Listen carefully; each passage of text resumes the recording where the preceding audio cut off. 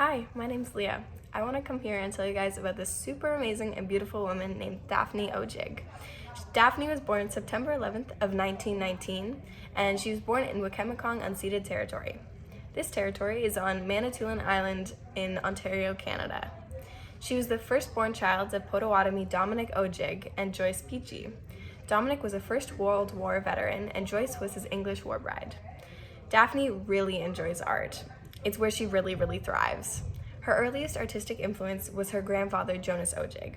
This was her paternal grandfather, and he was a stone carver and a storyteller. Part 2 is up now, and it's focusing on Daphne's education and life as a student. More on Daphne Odjig. This is part 2. Daphne attended a Jesuit mission school in the Wichemicong territory, and she was an excellent student, athlete, musician, and artist. At the age of 13, she contracted rheumatic fever. This is a condition that can inflame and make the heart, joints, brain, skin all swell. This forced her to withdraw from her school.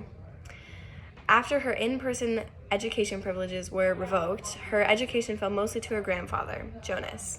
He instructed her in drawing, carving, and the oral traditions of her family. Part 3 is coming up now, and it will describe some of her big life events.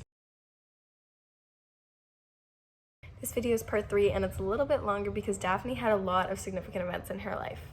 She moved to Toronto during the Second World War, where she spent her weekends teaching herself to paint by observing and copying the works of the masters at the Royal Ontario Museum and the Art Gallery of Toronto, which is now the Art Gallery of Ontario.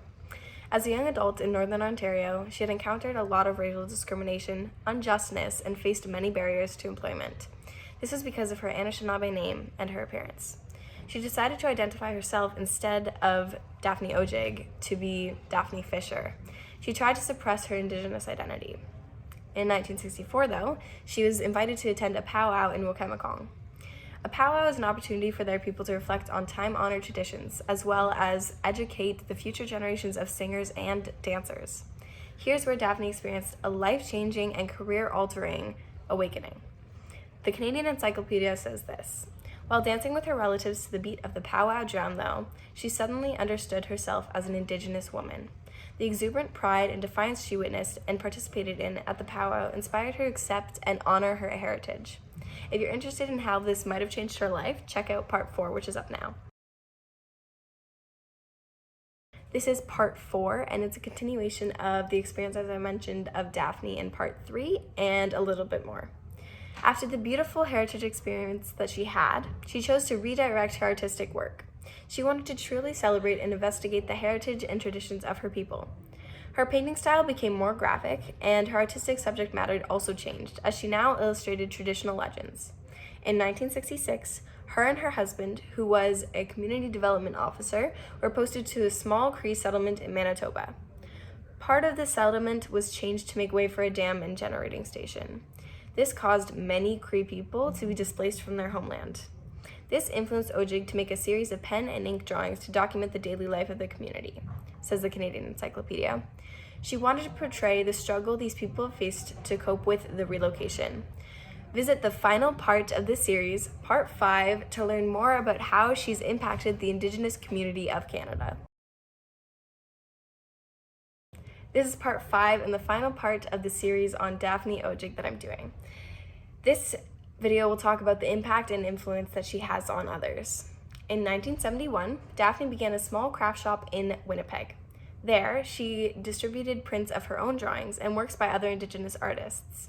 Specifically, these artists were struggling to participate in the local art market. It was the first Indigenous-owned art gallery in Canada. The Canadian Encyclopedia says that Daphne Odjig's active commitment to Indigenous artists and their cultural production was a formative influence during the 1960s and 1970s when Indigenous communities were faced with economic and social adversity in Canada. She contributed significantly to the visual arts community and to the survival of her culture and success of Indigenous artists in Canada. Daphne Odjig is widely regarded as one of Canada's most important Indigenous artists and cultural activists.